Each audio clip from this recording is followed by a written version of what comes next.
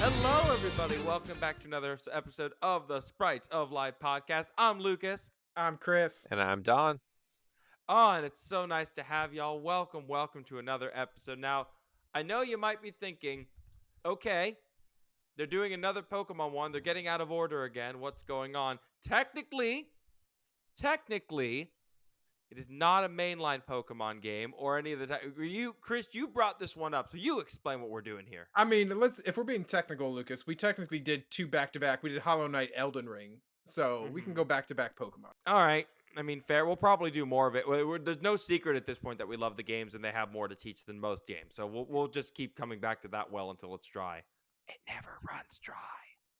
For this one, we had a game come out. I guess it was October it came out. But Detective Pikachu Returns, the long-awaited sequel to the classic nobody actually played Detective Pikachu on the 3DS. Okay, let's just put it out there. Everyone forgot about the Detective Pikachu movie, and I'm a little mad about it. I liked the movie. Everyone did. One of the better video game movies, I have to say. Yeah, okay, the Act 3 fell off a bit and could have been better paced, but it was really fun. And the world building was phenomenal. That was the best part about the movie and the best part of those games. I have never played a Detective Pikachu game, and I don't intend to be honest. But the idea of a world with Pokemon that are actually living in it is such an odd concept because Pokemon barely addresses it. I think that this game/movie does better than any other medium of Pokemon in basically simulating what Pokemon living in the real world would be like. So we have plenty of time to talk about all the world building Pokemon does, but we have some news about pandas. Panda. What was that? It's a song. Panda. If you know me personally, you'll know that I am not a number one fan of pandas. There's a long story to that, but I don't hate them. If you've kept up with the local news, the United States is soon not going to have any pandas in any of its zoos at all because they're being recalled by the Chinese government. Is it so recall, or is they're ending the lease? Yes to both. So how it works with China, from what I understand it, back in the 70s when Richard Nixon opened up relations with China, one of the things that also opened up aside from trade was also pandas being loaned out to the American zoos. This has been going on for decades and for long stretches of time. I believe the National Zoo had them for over 20 years. Mm-hmm. But now, after trying to renegotiate the contract, the Chinese government is saying, no, give them back to us. All pandas belong to China because only China has pandas. Because of that, the National Zoo had to say goodbye to its pandas. There was a lot of big farewell. A lot of people tried to go in and get to see them. But in the end, not everyone got a chance to. I mean, there's only so many people can fit in the zoo. And apparently the pandas have made it safe. The ones at the National Zoo, at least, have made it safe. But I believe the Memphis Zoo is next for getting rid of theirs. So now everyone's got to go to Memphis. I mean, Memphis is a cool town. Yeah, they have the pyramid. Yeah, it's got the pyramid. Well, now the pyramid will have no other competition. It was the pandas and the pyramids. That's all they loved about Memphis. Pandas. The barbecue is excellent. Memphis, Tennessee. Hey, there's catfish. There's barbecue. There's things. Yeah, they can all be found or helped found in the pyramid. Yeah, actually, they are all there. Yeah, it's all there. It's all in the pyramid. You don't need anything else. You just need if you don't know what we're talking about, look up Bass Pro Shop Pyramid and learn American culture at its finest. Isn't it one of the top 10 pyramids in the world? Yeah, I believe by size, so, yes.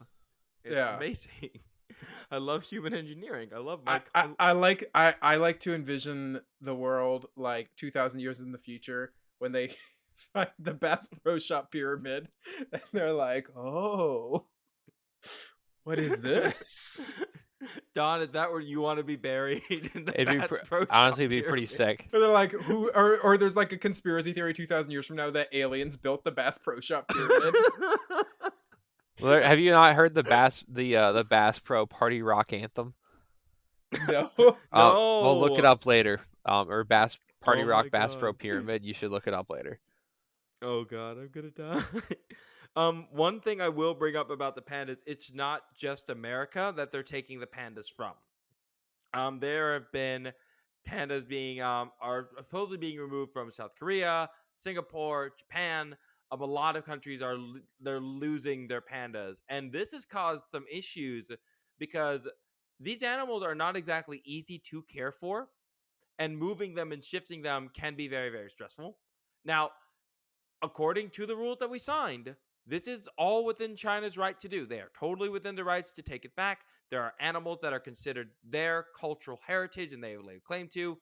At the same time, this is also a really good example politically of soft power. The idea of basically flexing your muscles politically while not doing any real damage to anybody. Just basically as a state of, hey, we're not going to attack you or go after your economy, but we are taking your pandas away because you know, our diplomatic relationship's not going great, so we're going to make you and your people suffer for it. And taking away pandas, I mean, I gotta say, that'll do it. That'll do.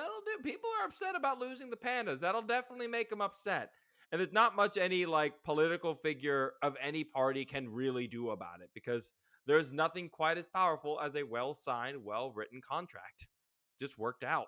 Soft Sorry, power we're not. is really interesting in the like poli sci landscape, because you think about all the different things, whether it's like, because there's so many things that can be lumped into it, whether it's like movies or music or food or things like that that can be factored into soft power and how it can be manipulated.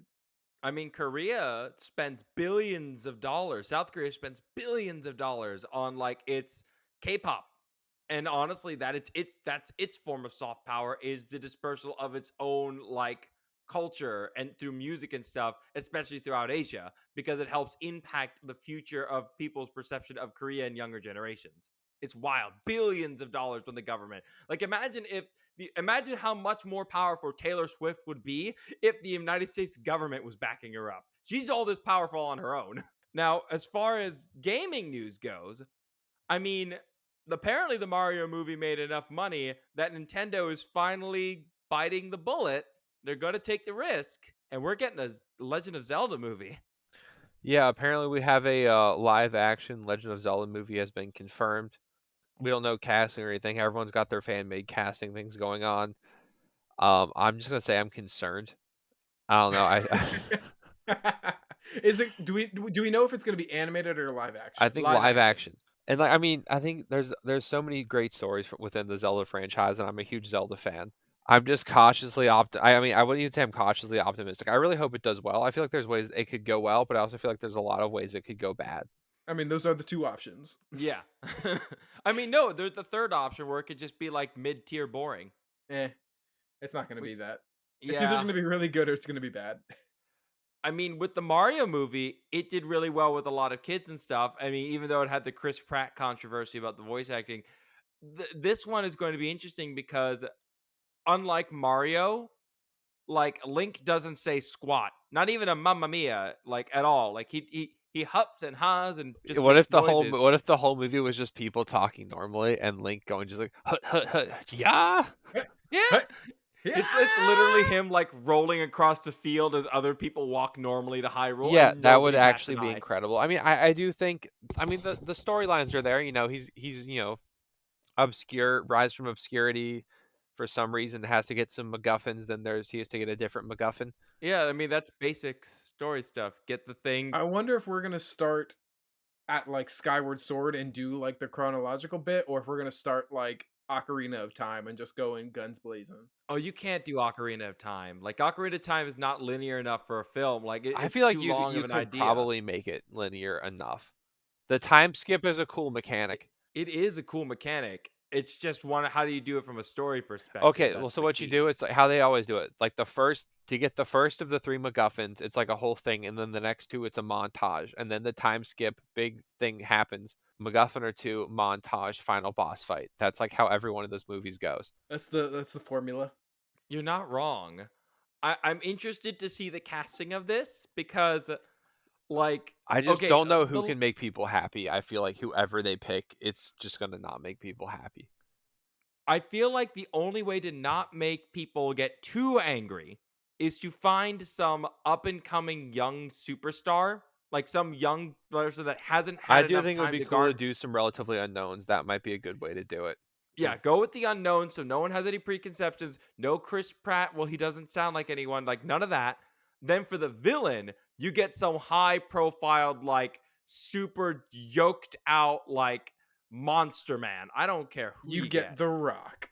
No, absolutely. The Rock has the Will Smith issue. He's good enough when you give him charisma. If you take away a role, if you give him a role where he doesn't have charisma, he's worthless. I love The Rock, but he's kind of like himself. It's kind of like when Kevin Hart's in a movie. I also Kevin. I like Kevin Hart, but he plays Kevin Hart just in the movie. And I feel like that's how The Rock is now. I was gonna say I would go Dave Bautista over The Rock. I could see him a little bit more. I'm looking like old school Shakespearean monster man. I mean, like, I guess we could put Henry Cavill in makeup, but he has so much stuff to do. He's busy.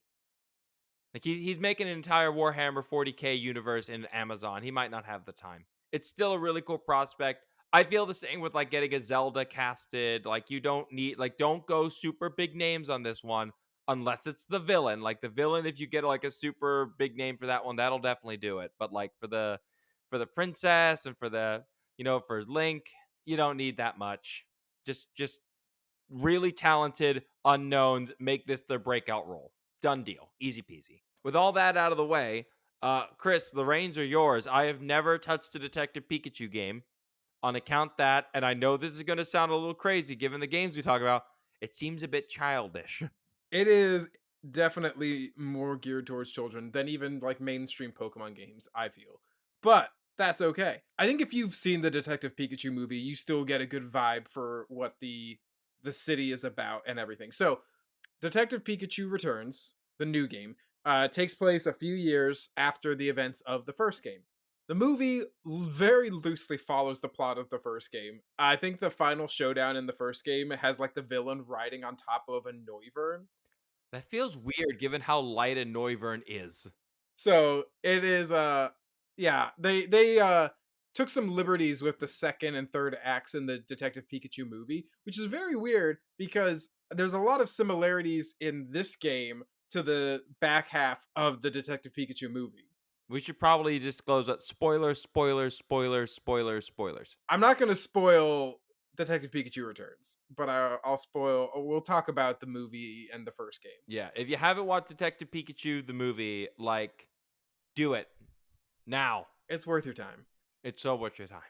In the game, you play both Tim and Detective Pikachu, and you partner up to solve crimes throughout Rhyme City. Tim interviews the humans, Pikachu interviews the Pokemon. It's a perfect little tag team buddy cop situation. You get to hear from everybody, and nobody knows that Tim can talk to Pikachu, so he kind of looks a little bit crazy when he just starts talking to Pikachu during a crime. Would the equivalent be if someone was just with their dog? It's like, no, I don't think the body's been here for a few hours. Why do you ask? Yeah, no, that is exactly it. Yes.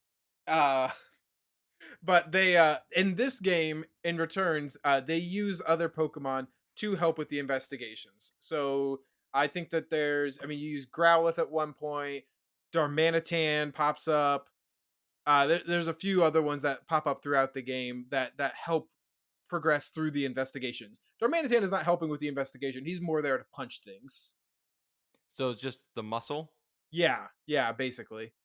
But I think one aspect that this game introduced that I thought was really interesting is that, so with Detective Pikachu movie first game, we know that there was a serum that was basically making the Pokemon enraged, acting out, causing violence, bad stuff happening, right? So after those events in this game, they have instituted basically a new police department that is created for investigating Pokemon, run by humans, not Pokemon. Uh, this didn't exist already. Apparently not. Like, hear me out. Like, we have people who specialize in like dealing with like animal related like issues. Like, we have people who like specialize in this sort of stuff in our world. We have wildlife rehabbers and stuff like that for like any kind of crime involving like animals and such. But did not exist in Rhyme City. They didn't exist until like an overwhelming crisis of little mini nukes running around causing trouble. So that's one aspect where the real world was ahead of Pokemon. Yeah. I mean, we literally have police that specialize in making sure that you don't mess with wildlife. Are you telling me that it took them like an almost city destroying disaster to realize that? We realized that when people thought the fish were getting too small. So it's not so much people messing with the Pokemon, but the Pokemon doing bad things. Okay. It'd be like if we had like police for like dogs. I mean, Dog catchers, we have animal those. control, You animal cops. I remember that Animal Planet show. Or is that what that was about? Yeah, no, that's hysterical. I like the idea of like, oh no, these Pokemon are coming at us with criminal intent. Fun fact about Rhyme City. Rhyme City, again, the city where all this takes place. We don't actually know what region Rhyme City is in. It has presences in Gens 6, 7, and 8, but it is not exclusively tied to any of those regions. So it could be a previous one, or it could be a yet to be revealed region, but it does not. It's not like Galar. It's not Unova or Hoenn. So what okay, this kind of seems similar to like a Hong Kong style thing where it's under one government but it has separate rules. It might be something like that because of how the city is set up. So this part of the lore for Rhyme City is a little bit more from the movies, but in the movie, the city is founded by Howard Clifford, who, spoiler alert, bad guy. But he built the city on the belief that Pokemon and humans could live together. So within Rhyme City, there's no battling of Pokemon. The Pokemon appear far more involved in day-to-day activities, conducting traffic, helping out in bakeries. God, what else are they doing in that movie? I mean, okay, can I point out the weird thing of like how the guy who's like being like, "Hey, hey, hey, it's wrong to have Pokemon battle. Let's have them work with us. Also, let's poison the crap out of them."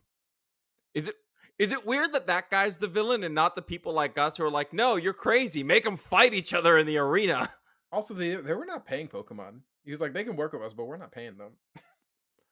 That seems I mean, what would you pay a Pokemon? I think it depends on the Pokemon. What has value Yeah, to a like but Pokemon? Choke just wants to punch things. Sableye, you could very easily pay with gems. Yeah, it's like Sable. What do you mean very easily? Sableye seems very expensive. I mean, in terms of finding out what they would want, Sableye is easy. Yeah, no, I literally have to rob a bank to get Sableye to do anything. Got to raid the deposit boxes, get the good gemstones. My Sableye has expensive tastes. But because, as human nature, when you tell somebody not to do something, they will find ways to do those things. So battling does happen in Pokemon or in Rhyme City.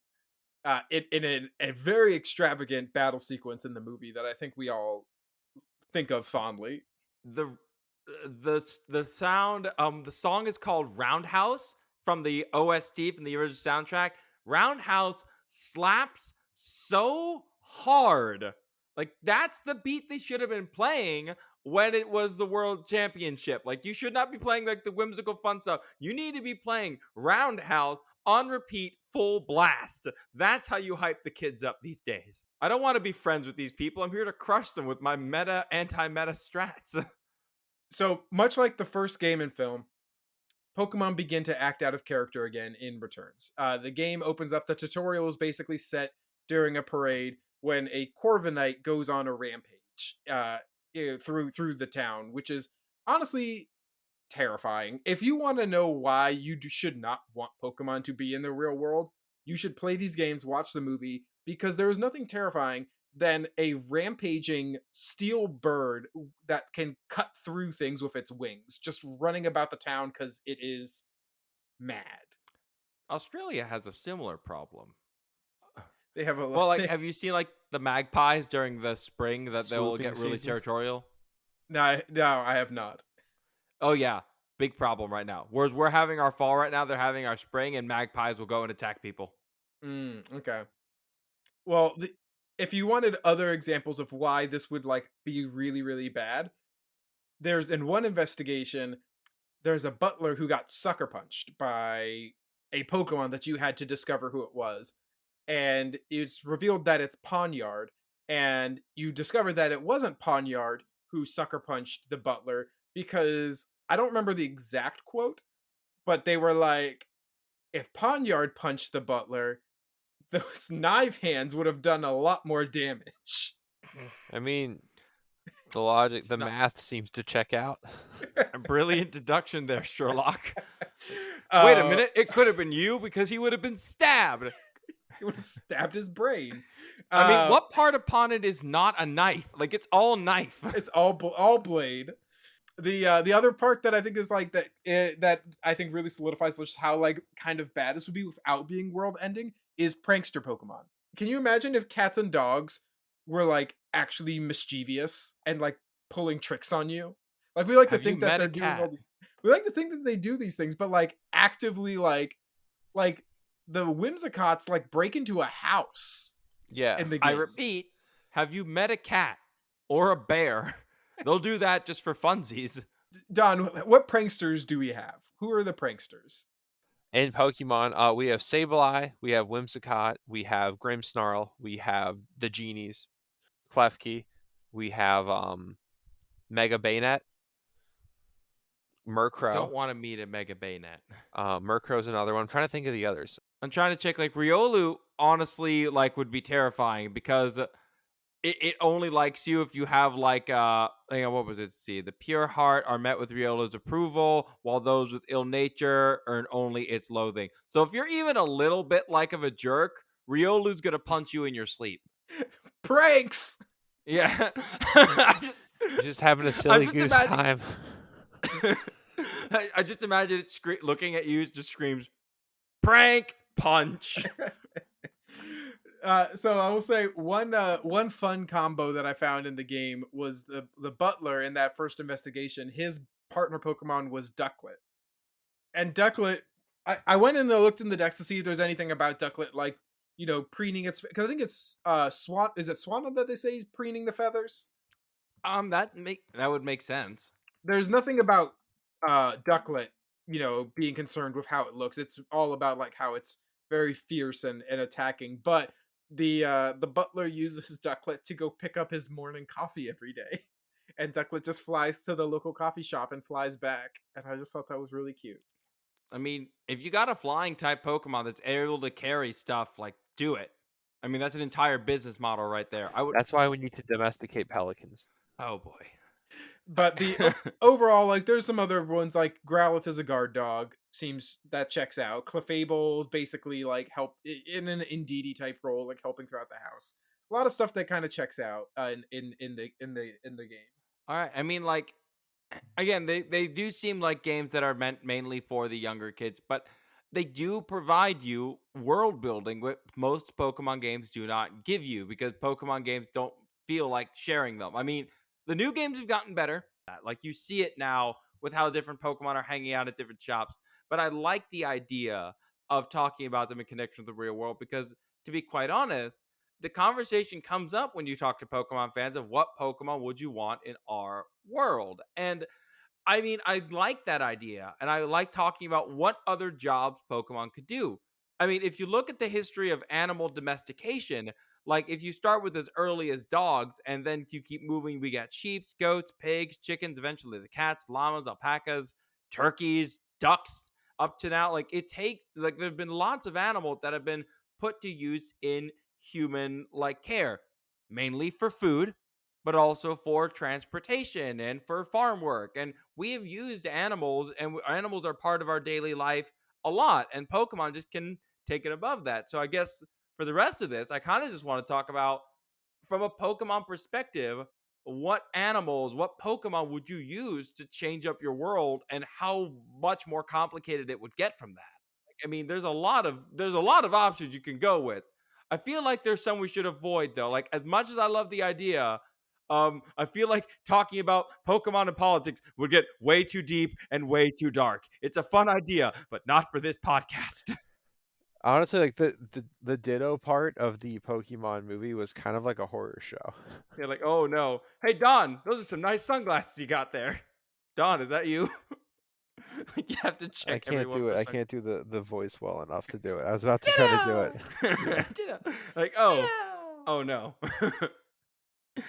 So let's go with something else, Chris. What's something that's not as terrifying? So I was thinking about all these different ways, and because I do video work, I have filmed one or two weddings in my life at this point. So I was thinking, what would a wedding with Pokemon look like? And I will tell you that I think I have staffed out an entire wedding company with Pokemon.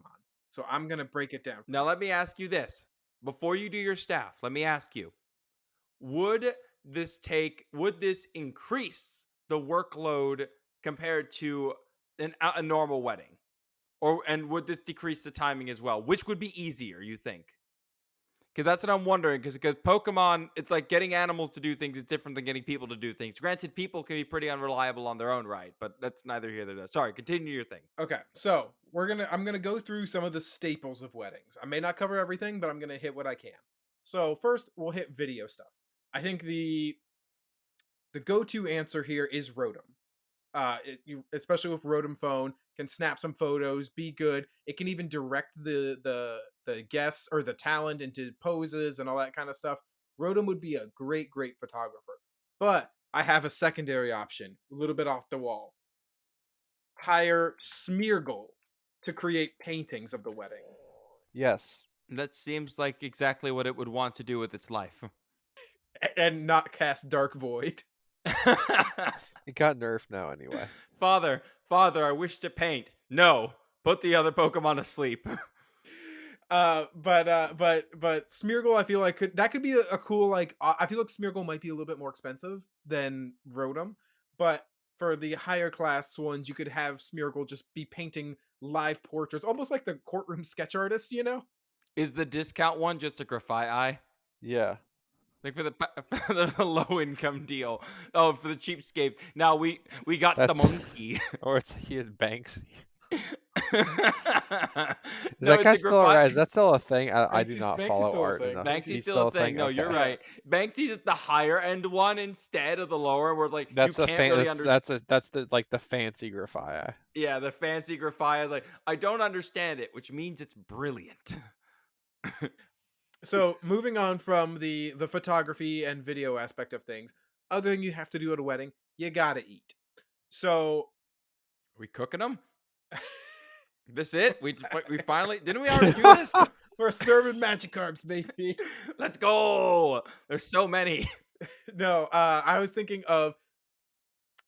so much of the overall catering aspect, but more the cake. And I feel like Milcery has already been established as sort of the partner for bakers. Are we eating it? No, Milcery helps because it secretes that the foam stuff. But I feel Milcery would be a good option.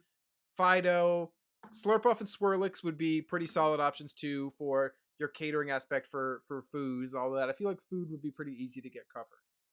When it comes to the staff, I feel like you're just gonna be going all out in Didi. Staffing or bussing the tables, bringing food out, even working in the kitchen. I feel like in Didi, male, female, doesn't matter.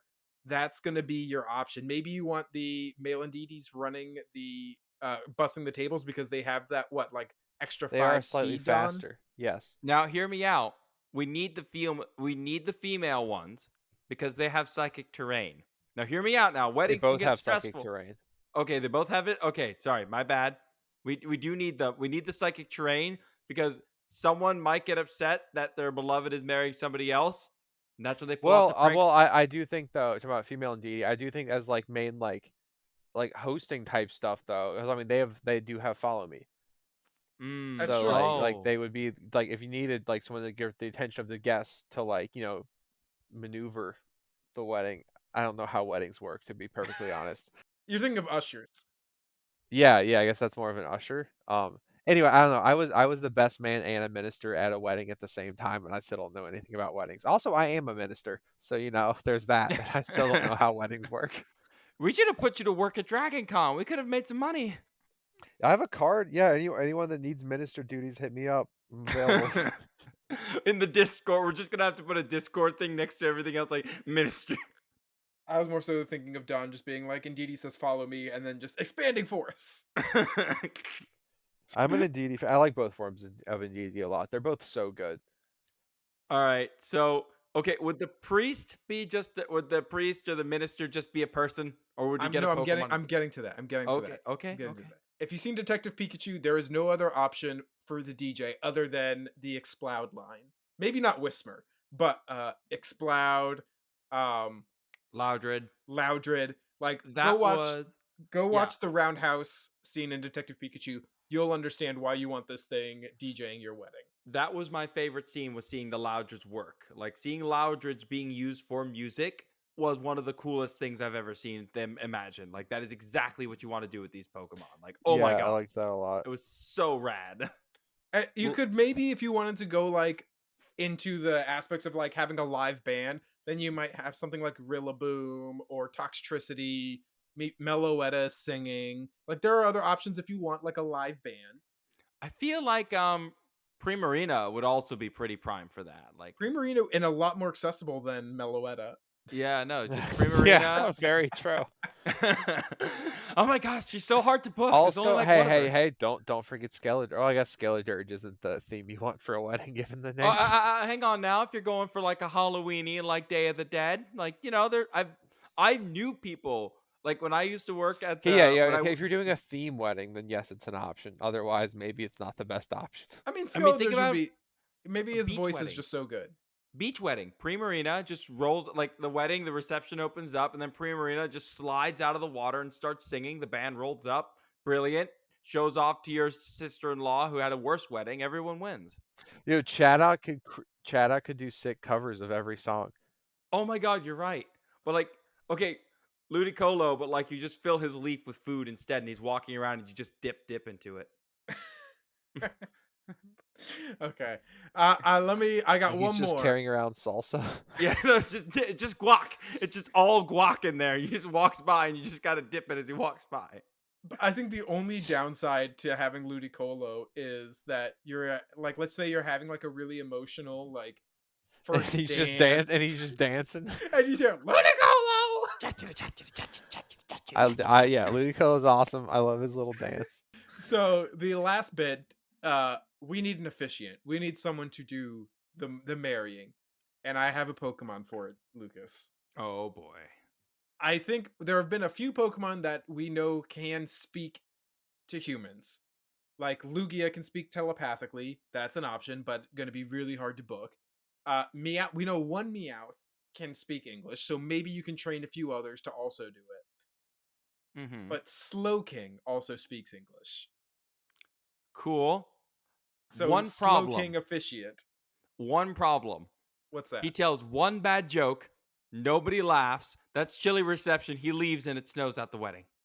You just make it when you sign the contract, be like, no jokes. No No jokes. jokes. No jokes No, allowed. no jokes. There you have it. There's your wedding staffed by Pokemon. I think some aspects would be faster and cheaper than humans, but some aspects you may not want that. But if you wanted a fully Pokemonified wedding, there you go. All right.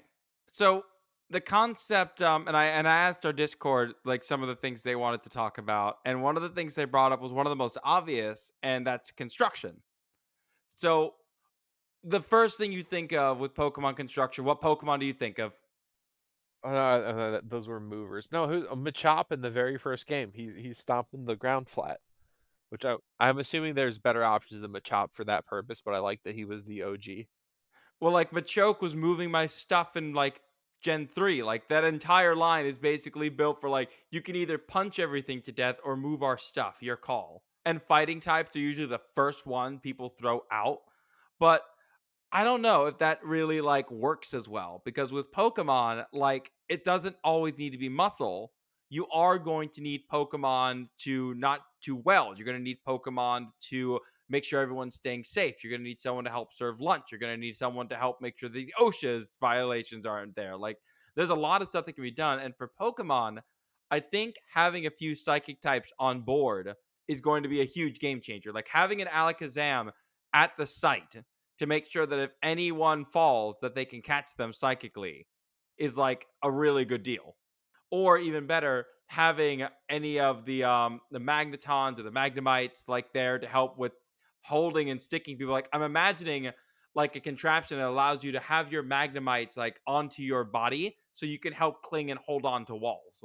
I would say anything with in the psychic line, anything with future sight. Yeah, having an Absol nearby in general should also be one of those things where, like, if the Absol starts acting up, everyone leaves. Pokemon trading cards just had a new set called Paradox Rift that just launched, and there's an Illustrator rare card in there for Steelix that is it running a construction site, and it's not moving anything, but it's being an elevator. That's adorable. Oh, that's good art. I really love this card. That's really good. And yeah, you have the Conkeldurr line that's always going to be moving stuff as well. But I mean, think of all the fire Pokemon you can be using for welding. Think of all like the nice precision that's required for it. Or Blastoise to cut through steel. Blastoise to cut through steel, so you're not causing too much of a stink when burning the metal. My question though is, who owns the Pokemon? Like, who do the Pokemon work independently with the company and are hired, or like when you are getting the job, do you have to bring the Pokemon and explain that on your resume? I think that it would depend on the role. So I think like if you're talking about like Timber or Kelder or those ones or Machop or whatever, those might come more with like the overarching like contractor. But if you're hiring out like a welder, I feel like the welder would have his own like precision fire Pokemon, you know? Yeah, I feel that as well. The other topic I wanted to like, I think that's really good to talk about is with education, because Pokemon has like had so many different schools and stuff, and you have so many different Pokemon running around. I think it would be crazy not to like have Pokemon like that assist with education. The Rotoms are usually the go-to. Like whenever, like the second they put a Rotom in your appliances, it's like, all right, sweet. This thing is now monitoring the computers to make sure that they're all following and playing along. But when it comes to like music, again, having a Chatot or having a Pokemon like Clefairy, like Metronome and Keep a Tune can be important. In a science class, having any number of Pokemon to explain like scientific reactions would be a huge thing. One of the big things about Japan and its culture is that it's a heavy focus on like respecting parts of nature. Anyway, that's a long other tangent, but like having some Pokemon out there with the PE course or teaching forestry and nature. There's so many different applications that can be had. But the big question that I always run into is like, do the teachers bring them or do the schools bring them? Like, because that's in our world, you're not provided a service animal. You have one. You own one to help move your life around, and so that's usually my mindset of what Pokemon would do what. Now, the other thing I kind of want to bring up, our Discord did say three little letters, and like how Pokemon would work, MMA. This is all done. This is like, oh, okay. Here's my thing though. It's still human fighters. Like you're still putting people against people. Okay. How what like it's not just Pokemon beating the crap Okay, out of each other. okay. Well, let's think about this a little bit. All I right, got so I like, got one I got one while you think, Don. okay, let's hear it. Ponyard as the cut man. Is okay? Yeah, yeah. I won't disagree with that. I like that. That's the if you don't know, it's when there's a lot of swelling and they typically cut the fighter to reduce the blood flow as a quick relief option. Yeah, it's as seen in the educational film, I believe Rocky 2, where he's like, Cut cut me, my Mick, eye. cut me, Mick." I think that's Rocky 2. I might be wrong. It happens in Rocky. I was gonna say maybe you replace the referee with one of the psychic types that can feel. I guess not really emotions. I Maybe would use Mr. Mime. Mr. Mime Mr. as a Mime would be a referee. Oh, great excellent, ref. excellent call. Separate Yes. them. Just do the barrier. Up. Get in your corner. Get away from him. Come on. Yeah, Next round. Mr. Mime is actually the perfect ref. One, because he can anticipate what's about to happen, so he'll know if it's gonna like he'll be already in position if there's gonna be a knockout. He can throw up a quick reflect to separate, He's also quadruple super effective against the fighters. and he's quadruple resistant. So if he catches a stray shot, like he's gonna be okay. Yeah, and that's even like I'm not joking. Mr. Mime works in most jobs, especially in like childcare.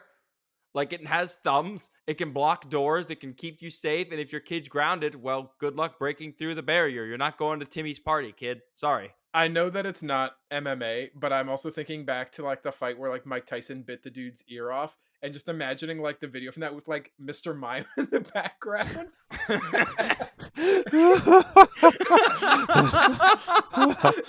Have you seen the picture of him getting arrested in the octagon by the cops? Though it looks like a clip from Reno 911. Oh no. But yeah, okay, so what would you have Pokemon judges? I wouldn't have Pokemon judges so much as I would have them like assisting, almost like how you have like the cameras now to assist with like play-by-plays in football. Like I would have them like, hang on, was that illegal? Without like I mean, something we have illegal. replays. They have Yeah. replays in MMA.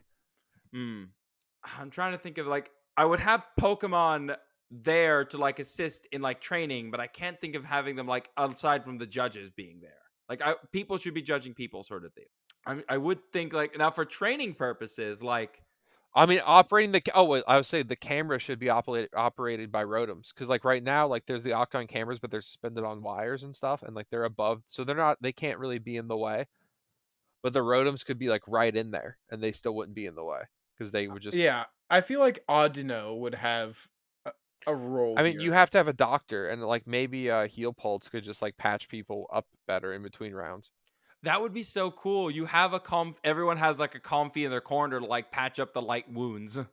Like obviously you're not going to be able to fix them up completely with like the few seconds, but like you would have enough time to like, all right, let's patch him up a little bit, let's reduce the swelling, get him back out there. I feel like you have Audino to just make sure that things are like the person's okay. Have someone with a priority move to make sure that you can get some heals in. See, who are you bringing for hydration? Who's got the high quality H2O? Who's the drizzle mod? Oh, there's plenty of Pokemon that could do that one. Well, Honestly, aren't there a few Pokemon that make like nectar that's like nourishing, right? Doesn't one of the flower guys do that? Oh, Shuckle, Yeah, he's making he does, yeah, berry juice. Yeah, berry juice. get that berry juice. It is a berry juice. I'm just imagining instead of putting it in a cup, it's literally just a dude like shaking a Shuckle and it just comes out of the hole. The thing with if you have Shuckle on the sideline, you're gonna have to keep an eye on it though, so that it's not guard splitting with the fighter. No. Hear me out. Hear me out. Instead of Monster Energy like splatted right on the front of it, it's like a Shuckle based Monster Energy drink company. And now that's how the sponsorship works is like instead of like going to like getting a bottle instead, everyone corner has like a Shuckle that they have to drink out of contractually. Get your Shuck on. Shut up.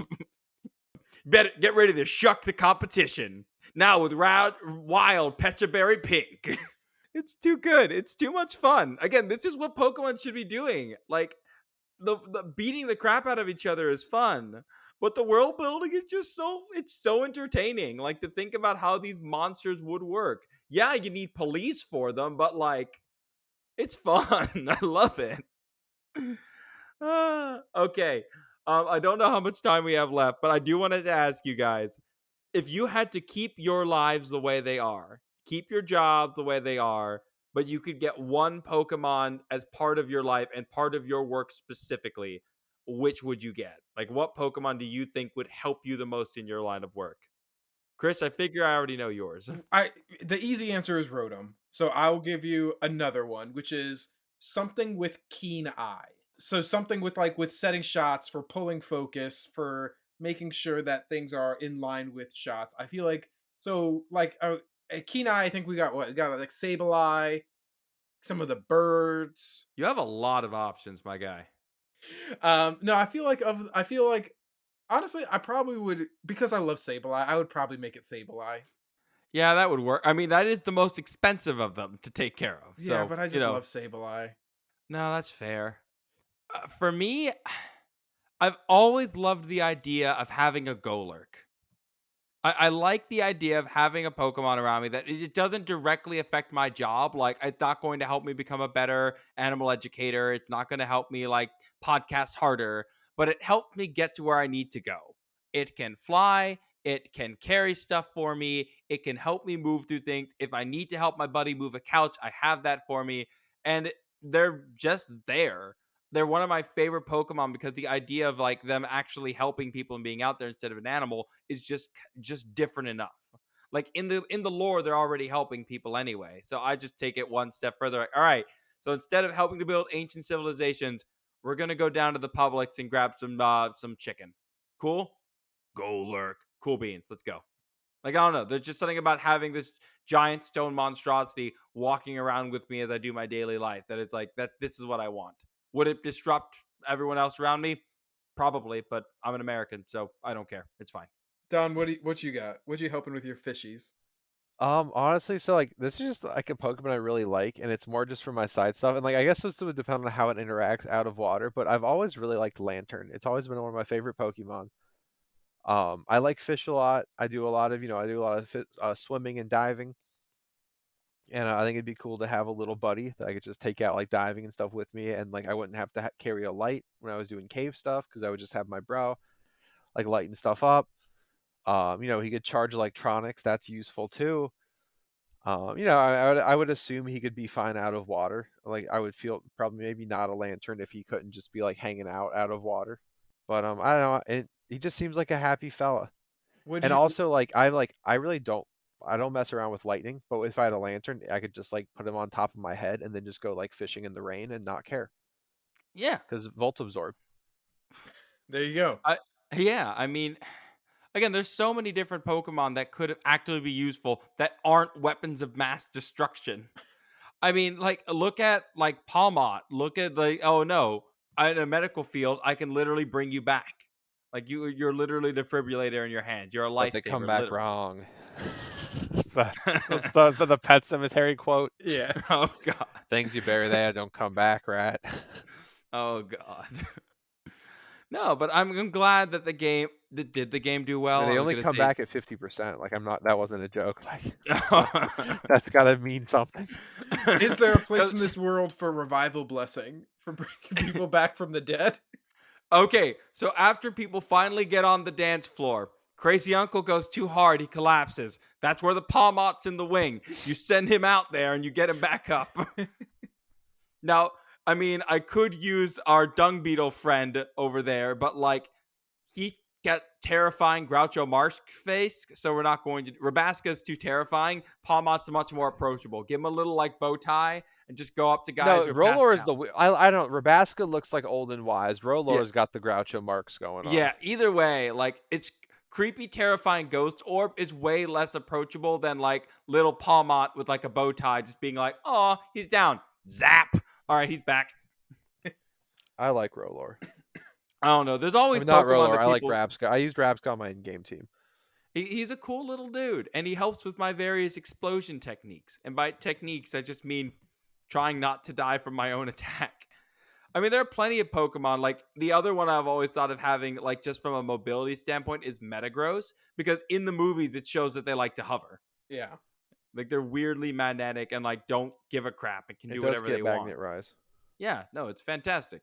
All these, so many of these would be so useful in day to day life. And then I scroll through and see Bisharp and like, okay, maybe as a chef, like to slice things, but otherwise, no, stay away. That thing looks horrifying. Maybe not Vullaby either. I mean, it's literally wearing a skull as a diaper. I still can't get a grip on just how bad that is. But great, it would be a great hype man for MMA. MMA, get the Volby in there. You really the hype man? Maybe not.